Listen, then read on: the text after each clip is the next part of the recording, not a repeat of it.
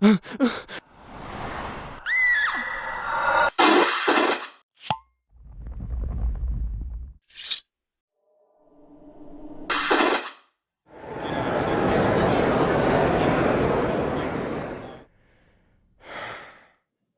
and welcome to the Supernatural Fandom Track here at Continual.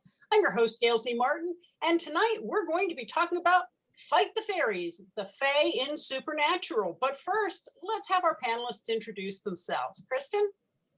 Hi, I'm Kristin Jackson. I'm a graphic designer and visual communications person. I work mostly with the people in the film industry. I've been a fan of Supernatural since the very beginning and followed it all the way through to the final episode of the 15th season. I've worked in the past with some of the people behind the scenes, so I've really been involved with the show at all possible levels. That's cool. How about you, Michelle? I am Michelle Crowley. I am a lecturer of communication studies and popular culture at Northern Kentucky University. And the Supernatural fandom and Supernatural lore has always been kind of my peripheral until a couple years ago. I really fell down deep into the rabbit hole and have started to kind of change my entire academic career towards a fan studies Supernatural avenue. So pretty excited to continue on with that. Very, very good. And I'm Gail C. Martin, and Morgan Bryce. As Gail, I write epic fantasy and urban fantasy. As Morgan, I write urban fantasy, male paranormal romance. But one thing holds true across both pen names and all the books is they are and always have been worlds that Sam and Dean could walk into and feel right at home. So we are talking about the Fae in Supernatural, and anybody who's familiar with the series, a couple of episodes come to mind immediately. But as we've chatted about ahead of time, there's a lot more than maybe some people realize in terms of the Fae showing up in the series. But let's knock off the easy ones first. And the episode of Clap Your Hands If You Believe. There's so much there. It's a Soulless Sam episode. Dean gets abducted by fairies. Where do we even start with this episode? Let's see. For me, I love the intro of the sort of the X-Files spin. And so they kind of started us down a path where we thought that maybe we'd be getting actual UFOs and alien episode introduced to the series, but instead they went a completely opposite direction and took a fairy approach, which personally it was something that I had really been wanting to see in the series for a long time, because I thought that they really hadn't done any big exploration onto that side of a supernatural realm. And they kind of addressed it through the leprechaun when he was saying, that's my side of the fence, or my part of the world, and it's very different from the angels and the demons. So I really had been looking forward to the episode, and it did not disappoint. I love the comedy. I love the sort of the threat aspect, but Jensen Ackles was like in his moment, in his element, the entire episode. Very entertaining, and I also forgot how much I really dislike Soulless Sam. So I gained new appreciation for Sam with a soul. Yeah, I lost my brother. Oh, I'm so sorry. Oh, I've gotten over it. What, were you a child? No, it was about half an hour ago. How about you, Michelle? I love the episode. It's on my short list of my favorite episodes, and it's the one situation where I do like Soulless Sam. Other times it was like, not really doing it for me, but Soulless Sam in this particular case was really, really, really in his element. And I also find it very refreshing that their portrayal of the leprechaun is not the Notre Dame Fighting Irish Lucky Charms kind of character. It's the real wish-granting fae of the either Seelie or Unseelie courts. And it's someone that you don't mess with.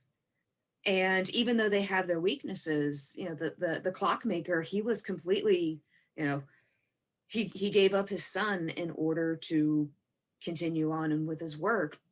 But at the same time, it's like, did he really think that was gonna happen that way? And the leprechaun was completely, unfazed. He's like, yep, you made a deal. That's what we do. Don't ask for help if you don't want to pay for it. And that was just refreshing as being a person that through my extensive live action role play career, I've done a lot of research when it comes to Celtic mythology and the Tuatha De Danann and those sorts of the preternatural creatures. That's what they are. And it was good to see. I really don't want to call it a good representation of my my heritage, but better than some. Mm-hmm. Yeah, I mean, it really was another kind of deal making. We saw a lot of crossroads deals and demon deals, but the deals with the Fae are equally ancient in lore. And what I liked about it was they weren't cute, and the real Fae, legendary Fae, weren't cute either. They were terrifying, even if they were beautiful at the time. And so I thought that fit in perfectly to the world of supernatural. And honestly, I could have traded some of the angels and demons for a little more Fae, because it was like, oh gosh, we got another angel and demon war coming. Could we just go back to Oberon for a little bit? But that isn't the direction. Give me some more banshees. I want some more banshees. Yes. And, we never really did get the answer to that whole thing about servicing Oberon. I mean, fan fiction has done a wonderful job of filling in some of those gaps, but we didn't really get a canon explanation on that. Yeah, I know that I've already said many times to my friends that if Supernatural does have a feature film in its future, I would give anything to, to tell a writer, get a hold of one of the writers and say, please make it a story that explores a Fae element, as opposed to revisiting some of the angels and demons conflicts that we've already had. And I would love to have some, like a dark fantasy take. And I think that movie would sell. At least it would sell to the fans. The wider audience, I think there's enough Harry Potter heads out there that would say, an adult version of a dark fantasy, I think it would work. Well, it's not just Harry Potter. Harry Dresden spent 2 or 3 books in the Fae realm. I really can't look at Lake Michigan without looking for the island that's not there. And Laura K. Hamilton had the Mary Gentry series. Mercedes Lackey has written Fae extensively. So there's a fair amount of fandom out there with exposure to more legendarily accurate Fae stories. But supernatural fandom has always been small but mighty. So maybe if they come back for extra episodes or a movie or whatever they do, Jared was just teasing about that in his stage last weekend. Maybe we'd get some Fae. That would be cool. But would it be harder to explain? Because there are, like the red cap, if you didn't know what the guy with the red hat was who was following Dean throughout the, up and down the alleys, you'd be like, well, what was that guy about? So you'd really Travelocity, no. They'd have to do one of the, like in the first season of Supernatural, where they did a little bit of walking and talking and explaining things.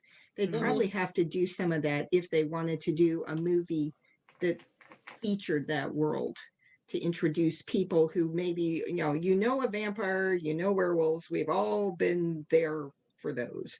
But, some of those more, the little finer print, less well-known types of Fae characters probably would need a little bit of explaining.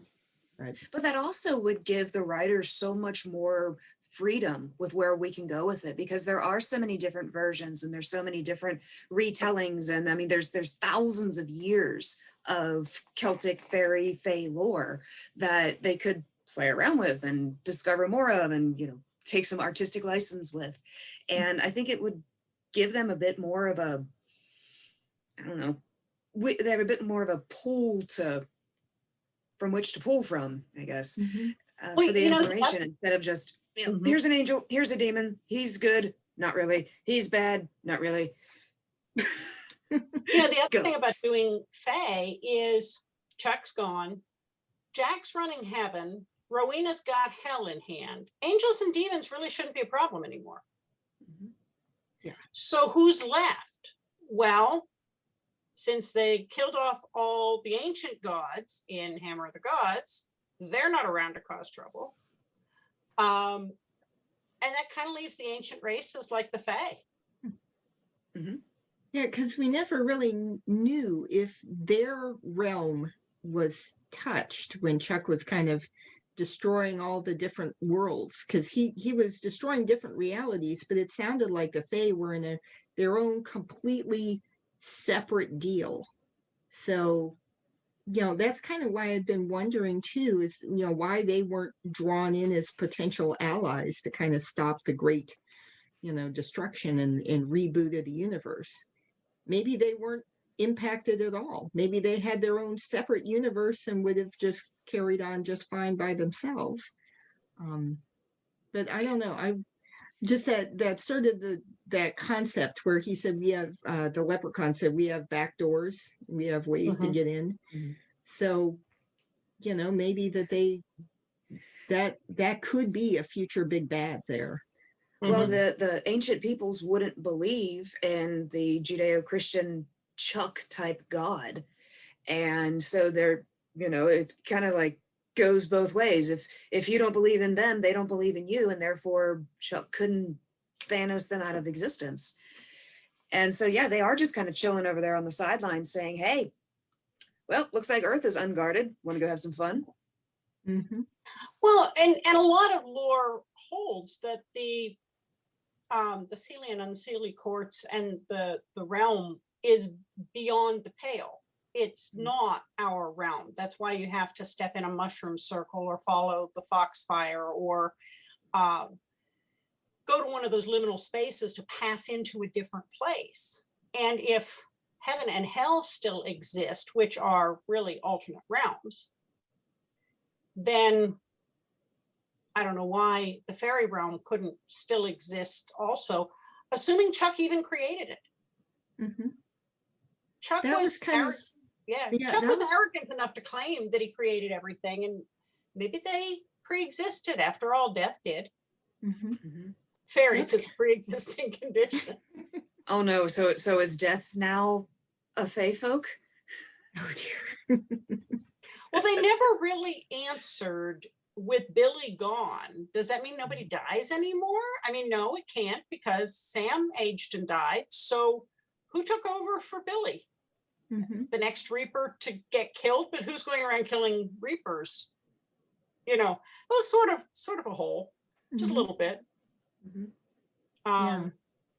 And for sure, when, you know, the big hole that, you know, like you had said with what happened with Oberon, because he had a claim on Dean. So that's still, that little plot thread is still dangling out there.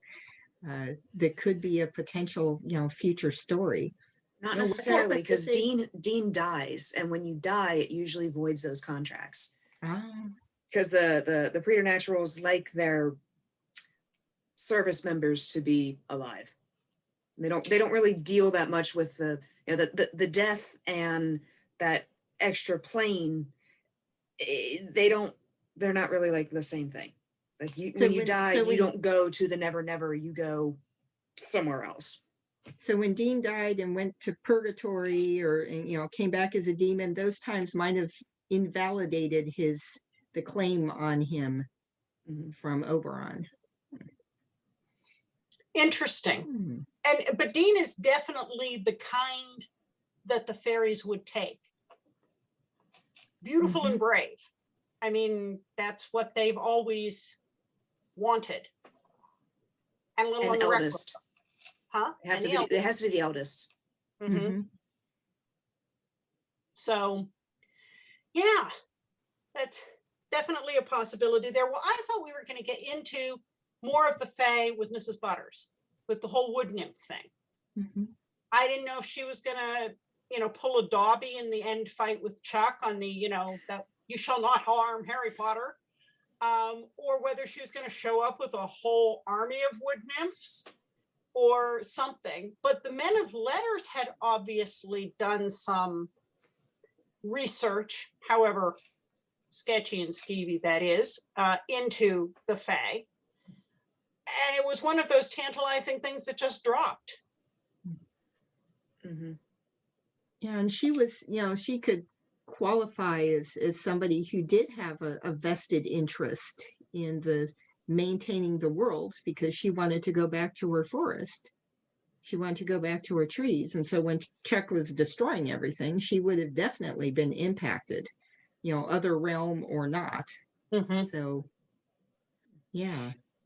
So there's then that would mean that there's some of the Fae who are definitely connected to the world as it is.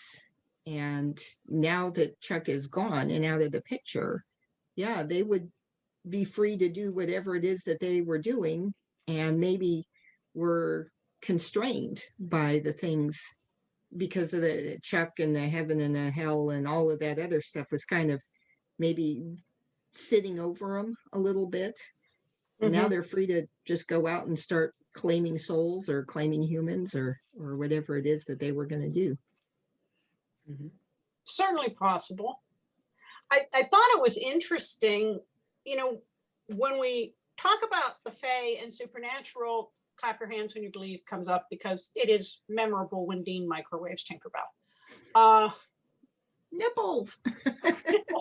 Yeah. But it really turned out to have a lot of other creatures that I hadn't originally thought of as Fae. You mentioned the red caps, and we talked about Mrs. Butters and some of them.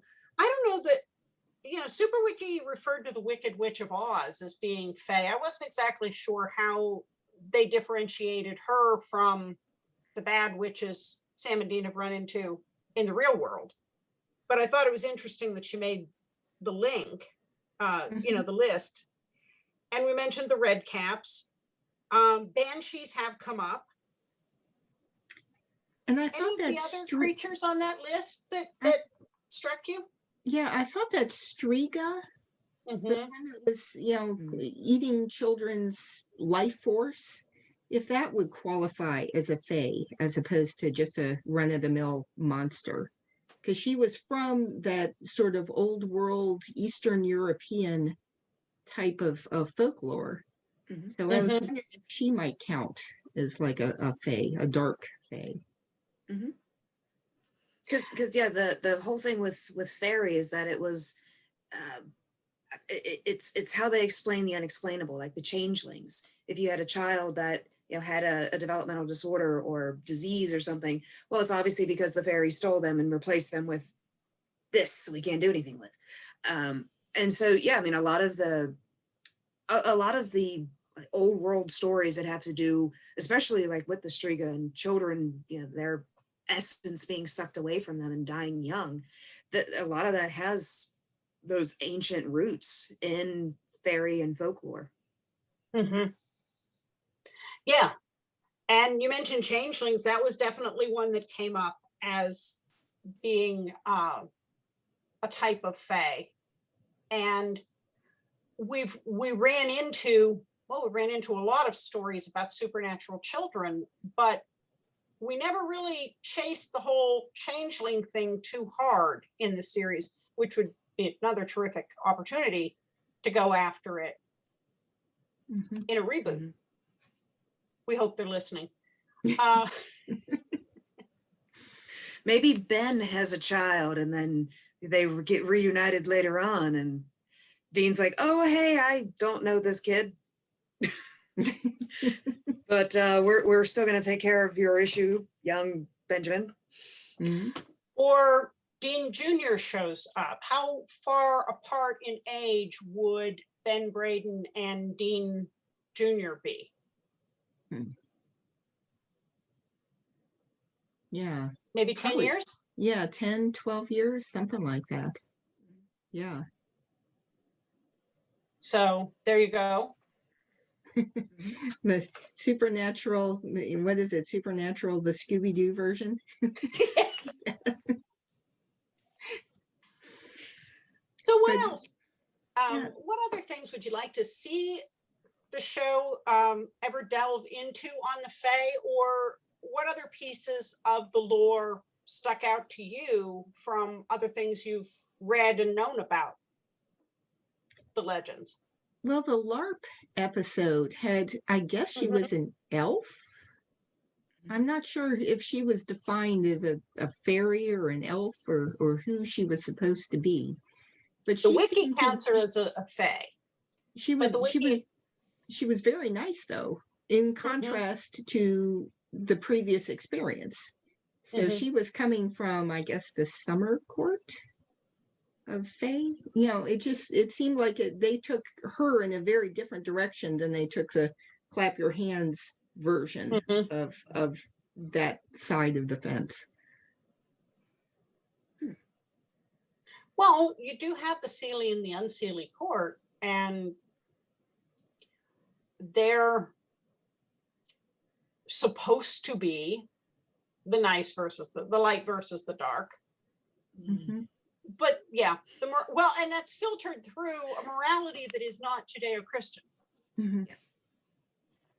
That's the other piece here, is that I think I agree would be fascinating, since we've spent 15 years steeped in the Judeo-Christian apocalypse, is stepping outside it into mythologies that don't reckon things the same way.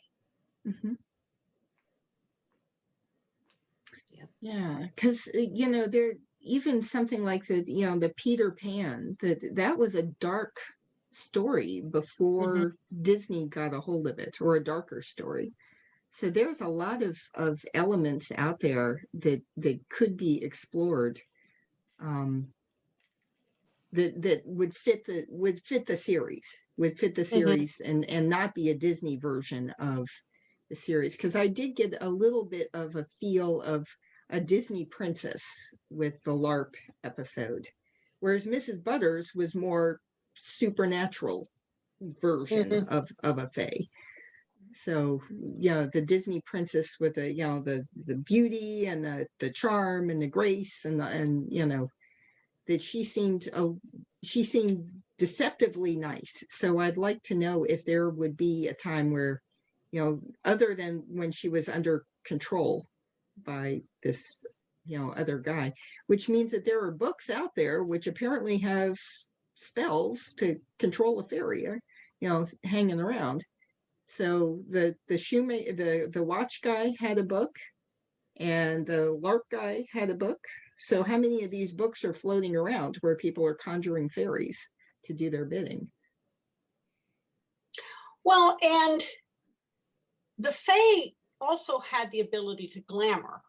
So they could look like anything they wanted to look. They were known for making themselves, or for loving beautiful things and making themselves appear beautiful, even if their natural state would not be considered that. So that would all be well within the realm of Fae legend. Yeah, because when Dean was saying, you know, they were also very bright, it was hard to look at them, but you could look at this gal just fine. There was no, you know, dazzling brilliance. So maybe that was a glamour that she had on, that she wasn't blinding everybody by her presence.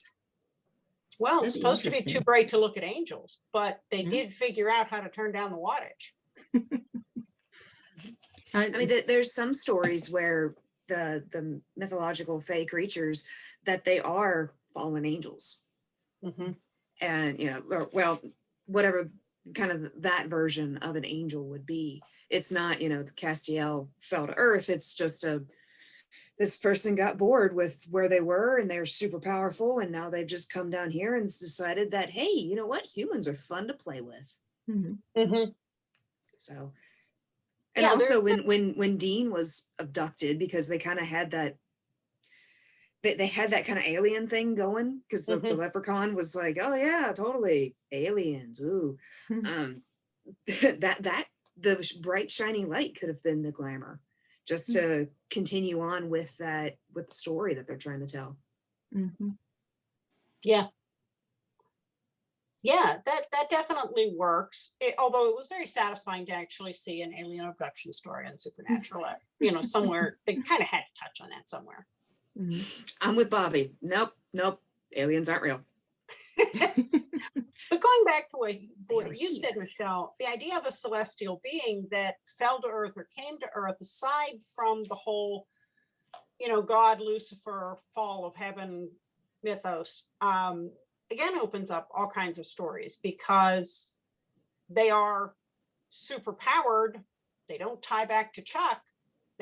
We don't have to resurrect any of the heaven and hell crew, and they would still be a formidable opponent in that gap of time between when they got rid of Chuck and you know, when Dean passed away.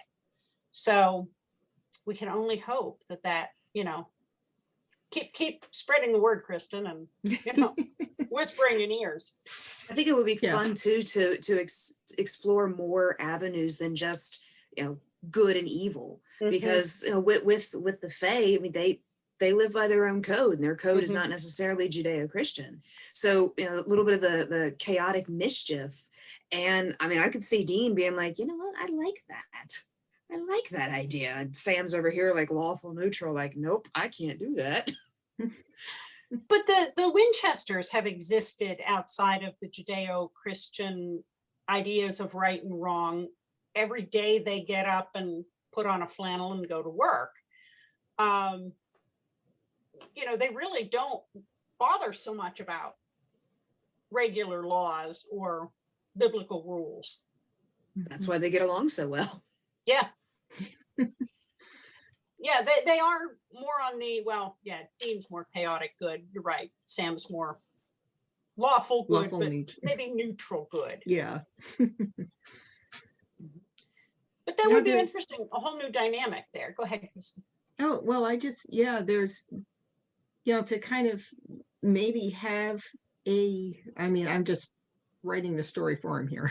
Right. Having a war between the Seelie and Unseelie, and they kind of drag humanity into the middle of it, just like the angels and the demons. And so it's up to Sam and Dean to find a way to, you know, get them to take their party back home. But to have, can Harry Dresden come too? Yeah. Can we have find a way to work him into the story? I'm trying to think. Okay. Yeah, fiction writers, are you listening? Yeah. Well, but that made me think of the Harry Dresden plot arc, because he ends up doing his service to the Fae to save someone in a desperate situation, and he makes a bargain. He makes a deal, and then he owes, and he finally pays that debt off, but there are all kinds of twists and betrayals in the meantime, which does sound a lot like something that would happen to a Winchester. Yep, sacrificing himself in order to save a friend, and then gets caught up in the whole mechanisms of this other world that he's now a part of. So that would be 100% Winchester right there. Which sends Sam going after him into that realm. And there we have it. Yep. Oh yeah. There's plenty of ground there. Wonder, I mean, they could have, you know, the same sort of thing with the angels and demons, enemies and allies. You know, people that the Fae that just want to go back and to live in their forest, like Mrs. Butters, or the, you know, the leprechaun, which is kind of seeing different routes and angles, you know, when he said something like, once we're here to stay. type of thing. So he'd be wanting to, hey guys, everybody come over and, have a party on the planet. Because there were a lot of things that I hadn't particularly originally thought of. The tooth fairy that came up in Southern Comfort, and the one that Garth mentioned, I believe, had having dealt with. Definitely still a type of fairy. Yeah. I honestly would have considered Cupids if they hadn't been already claimed by the angels, because they always struck me as more fairy than angel, but okay. And What Legacy, Legacy's had Santa Claus is kind of a fae elf type. So could have Santa Claus in there. Well, we certainly had the very supernatural Christmas people as pagan gods, but there are a lot of other creatures like Krampus and Perkta and those creatures, again, Eastern European, that we agglomerated onto Santa Claus and into the Christmas myths and kind of cleaned them up, but they're actually rather terrifying. And of course, there are elves. Oh, I'd love to have. I mean, I'd be on board for a whole thing about Sam Dean and Elf Army versus Well, but redheads. so these elves now, usually we're used to seeing elves where the magic is just in them. Are they going to be the Dobby type elves that can snap their fingers and make things happen, or are they going to be Rowena style witches that are over here casting spells to make the magic happen? More of the Legolas kind of elves, maybe even, because they definitely had magic in Lord of the Rings. Yeah, well, the gal, the elf from the LARP episode was a snap your fingers type. So maybe she would have the glamour, and she actually looked like Dobby underneath there. Poor Charlie. Taking a step back to the Tooth Fairy, sorry, it's so obviously the Tooth Fairy is still around, even though Garth ganked one. Are they like Cupids in death that, one gets killed, the next one just moves up? Or like Reapers. Teeth Reapers. They're Teeth Reapers. Well, and then there are the Xana, the imaginary friends. I don't think they ever exactly said where they fit in on the spectrum. They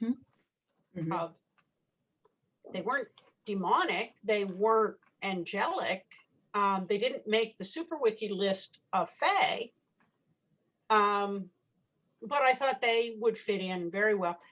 One of the legends that I'd love to see future supernatural take on is the Wild Hunt. Oh yeah. Yep. I mean, it's not a moose, but it does have the stag god, the horned god. I mean, he and Sam could have a lot in common. But Crowley has to be involved too, because he'd be like, moose meets stag, stag meet moose. Making the deal. Yeah. Yeah, well, that would be a great premise for a movie, to have something like that be the adversary that they're trying to overcome. Yeah. They'd be great villains. Yeah. The Wild Hunt is just such a creepy concept. And it's something, it is very in keeping with the series for the number of times they've gone to a place that has had disappearances that pop up every 15 or 20 years or certain time period and recur. Falls very well within the legacy of the Wild Hunt. And also kind of has that whole headless horseman aspect to it too. So they could really do some good, scary special effects with that. The feature film would be able to tackle. I'd love for them to get back to that dark horror story in 43 minutes sort of, format. That would That would totally bring me back. Yeah. Yeah, I've been doing another rewatch and going back to those early seasons and re-experiencing that format. You realize just how darn good it was. Mhm. Yeah, and then I mean the desaturated color and the sort of the film. Well, it was shot on real film versus the later seasons. Or what, after season 3 or 4 is when they got the digital cameras, and then it just everything kind of brightened up and became more cheerful. So to do a feature film, you know, within a dark movie theater with the dark woods and the headless horseman slash, you know, wild hunt coming at you from the screen in 3D, boy, I'd be there every day. As long as Serge gets to do the lighting, because that guy was a genius for lighting. Yes, for sure. And he'd be in his element doing an episode like that or a movie like that. Yeah.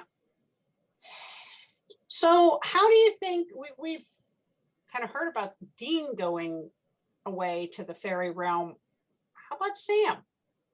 How do you think Sam would deal with either having to get Dean back or his own encounter with the fairy realm? He's been very concentrated on Dean.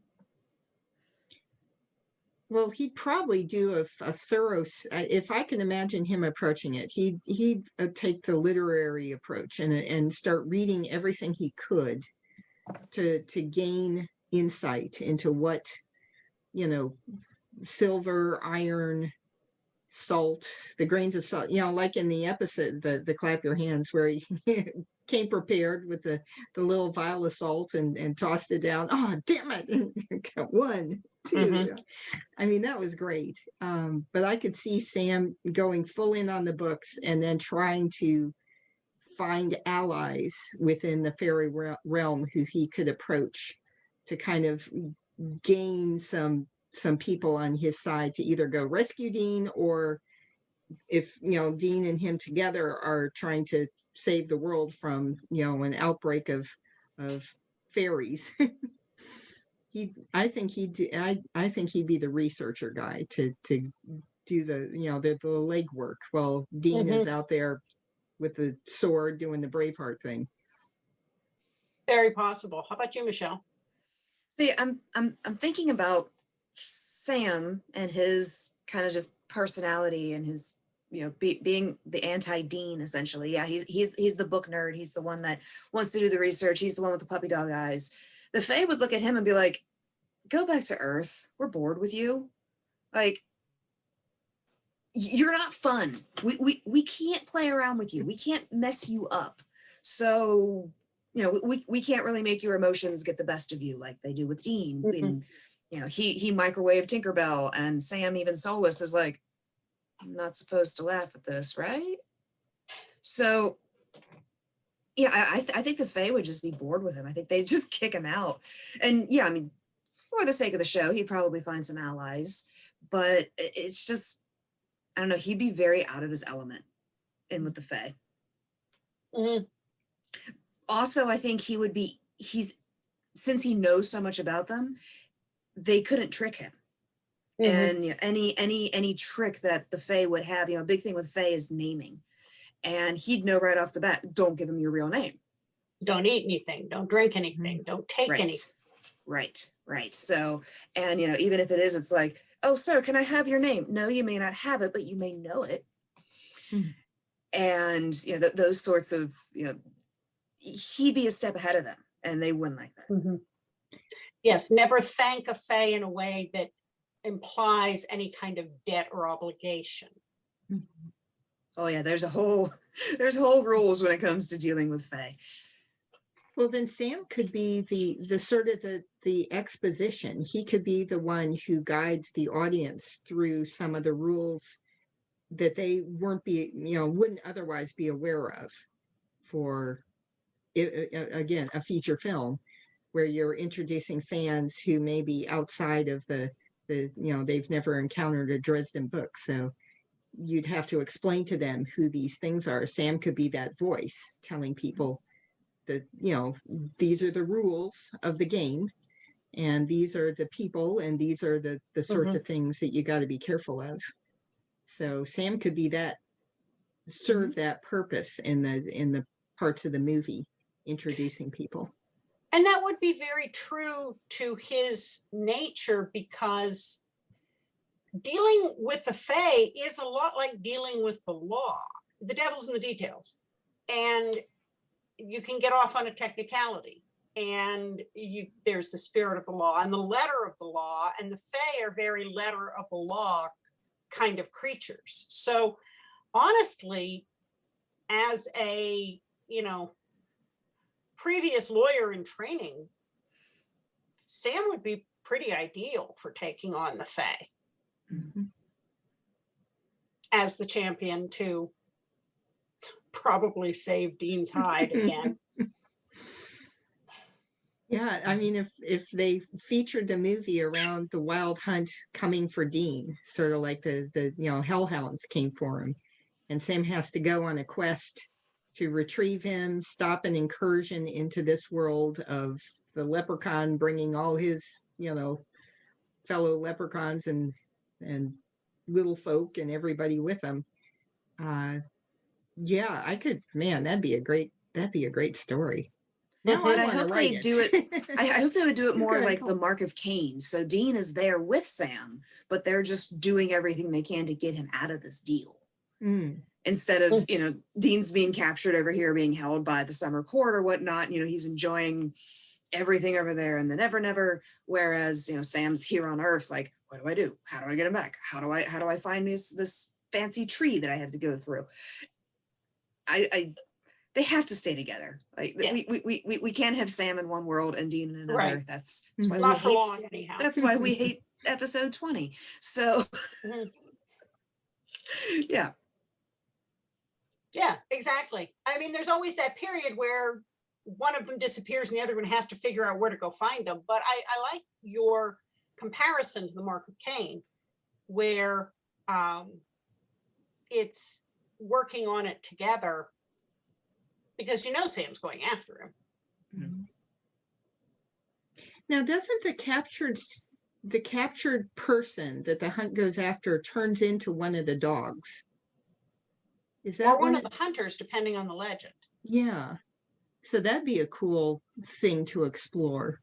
Maybe these people are, once they're freed by Sam and Dean, you got all these people standing around that have been kept as, these captured souls for, 30, 40 years. And now they're kind of just standing there going, okay, what do we do? And they have to be sort of led back to normal civilization by Sam and Dean. Well, if you're talking about the wild hunt, they could have been missing for centuries. 100 years. Yeah, that's true. There's the wild hunt education camp. The hunters run by Jody Mills. Yes, where they retrieve people from the fairy realm and train them to deal with modern life. But I mean, that could be a whole nother spin on the hunters, because we've got the hunters for the monsters and the werewolves and the vampires and all that. We need hunters that retrieve people from the what is it, the Underhill. Get people out of there. And see, that could also be a spin-off where we didn't get Wayward Sisters, but we could get Wayward She.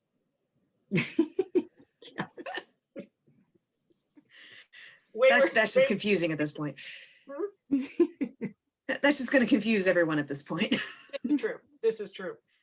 Well, believe it or not, we have managed to go through all of our time, and we have all kinds of ideas now. So whether the network or the Chaos Machine or the fan fiction writers are listening, we hope you've gotten some good ideas out of this. But let's go around again and let folks know where they can find you online. Michelle? You can find me on Twitter at preheatingprof. And Kristin? And I'm on Twitter mostly for it's at Anicat, ANICAT. And I'm also sometimes on the fanfiction.net as Anicat with a 6-8 on the end. Awesome. And I'm pretty findable online at gailzmartin.com, morganbryce.com, put those names in on Facebook or Twitter or Instagram or any of the other platforms, and you're likely to find me. And I'm always here on Continual. So thank you very much for being with us tonight to talk about fighting the fairies with supernatural. And thank all of you for watching and listening. There'll be more supernatural here on Continual. So we'll see you online.